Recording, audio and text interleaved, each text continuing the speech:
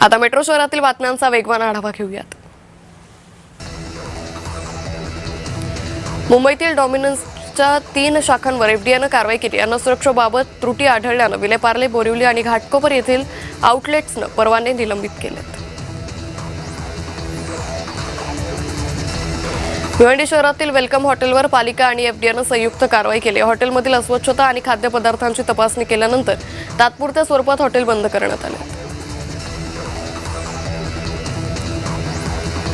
Santacruz Chembur link road टप्पा 2चं मुख्यमंत्र्यांच्या हस्ते लोकार्पण होणार आहे। यामुळे मुंबईच्या पूर्व पश्चिम वाहतूक व्यवस्थेला मोठी चालना मिळेल।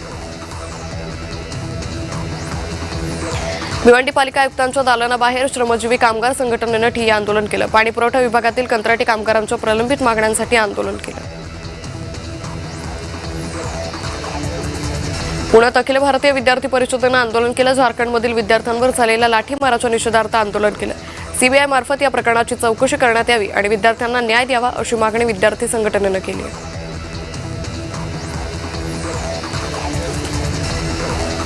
नोकरदार महिलांच्या सक्षमीकरणासाठी भांडूपमध्ये बहुउद्देशीय महिला भवन उभारण्यात येणार आहे। महिला केंद्रित सामाजिक पायाभूत सुविधा मजबूत करणं हा या महिला भवनाचा प्रमुख उद्देश आहे।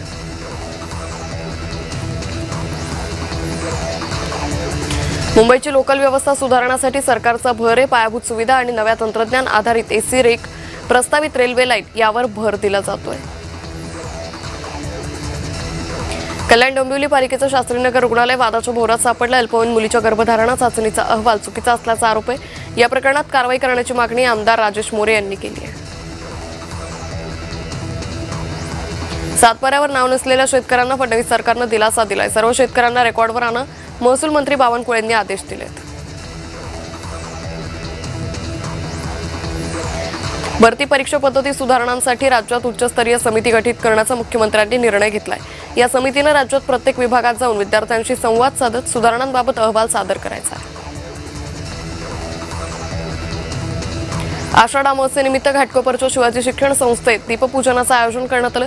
यावेळी 300हून अधिक विद्यार्थ्यांनी 1000हून अधिक दिवे एकाच वेळी प्रज्वलित करून एकाग्रता वाढीसाठी प्रशिक्षण घेतलं। आश्रमशाळेतील सर्पदंशाच्या दुर्घटनेनंतर आदिवासी विकास मंत्री ऍक्शन मोडवर आलेत। राज्यातील 513 अनुदानित आश्रमशाळांचं 3 महिन्यात थर्ड पार्टी ऑडिट केलं असेल। नाशकातील कुंभमेळ्यातील काम मिटवून देण्याच्या बनावट वर्क ऑर्डर देण्याचा घोटाळा समोर आला। या प्रकरणी गिरीश महाजनांच्या नातेवाईकाला अटक केली। इतर आरोपींचा शोध सुरू आहे।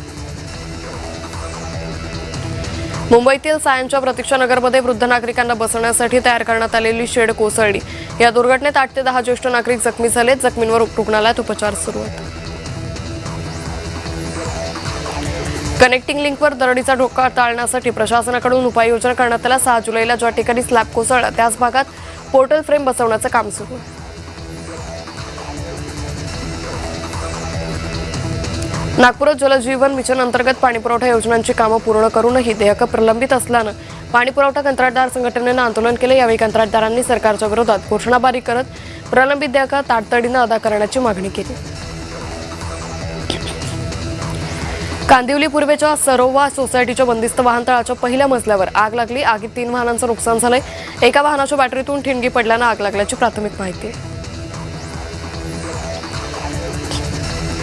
अंबरनाथमध्ये भाजप आणि मनसे कार्यकर्त्यांमध्ये हाणामारी झाली। भाजपचं कार्यालय असलेल्या गाळाच्या ताब्यावरून दोन्ही गटात वाद झाला। भाजप कार्यकर्त्यांकडून मनसे शहराध्यक्षांना मारहाण करत गाडीची तोडफोड करण्यात आली।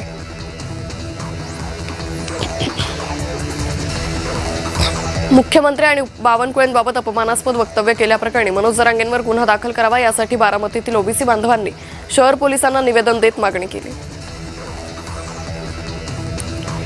सोलापुरातील बबलाद येथील शाळेचं छत कोसळलं। त्याचं निवेदन देण्यासाठी आलेल्या कार्यकर्त्यांना अडवल्यानं वंचित बहुजन आघाडीचे कार्यकर्ते आक्रमक झाले।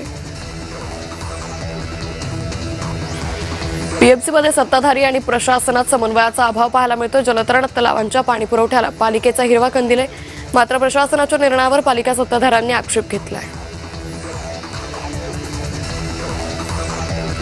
क्षय रुग्णाला चुकीच्या गोळ्या दिल्याचा आरोप कल्याण डोंबिवली पालिकेच्या शास्त्रीनगर रुग्णालयावर होतो। या प्रकरणी आरपीआय आठवले गट आंदोलन करणार आहे।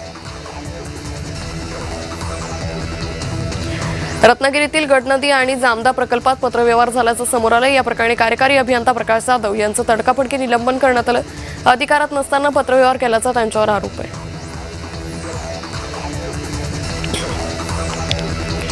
ठाणे शहरातील रिंग मेट्रो प्रकल्पाबाबत महत्त्वाची बैठक झाली. आमदार संजय केळकर, अधिकारी आणि ठाणेकर बैठकीला उपस्थित होते. नागरिकांकडून आलेल्या हरकती, सूचना, निवेदनांवर चर्चा करण्यात आली. बीडमध्ये भाजपच्या वतीनं तिरंगा रॅली काढण्यात आली. भाजप नेते डॉक्टर योगेश क्षीरसागर यांच्या नेतृत्वात ही रॅली काढण्यात आली. रत्नागिरीतील खेड पंचायत समितीच्या वतीनं तिरंगा रॅलीचं आयोजन करण्यात आलं होतं. भर पावसातही नागरिक, विद्यार्थी, लोकप्रतिनिधी आणि विविध समाज घटकांनी मोठ्या उत्साहात रॅलीत सहभाग घेतला. पुण्यात युवक काँग्रेसकडून E20 विरोधात आंदोलन करण्यात आलं. गुडलक चौकात दुचाकी वाहनांचं श्राद्ध घालत श्रद्धांजली सभा आयोजित केली. नवी मुंबई भाजपाकडून तिरंगा यात्रा काढण्यात आली. वाशीमध्ये निघालेल्या तिरंगा यात्रेत हजारो नागरिक सहभागी झाले. पुणे बंगळुरू महामार्गावर बाणेर इथं कंटेनर उलटला. काही काळ वाहतूक संथ गतीनं सुरू होती. सुदैवानं जीवितहानी झाली नाही.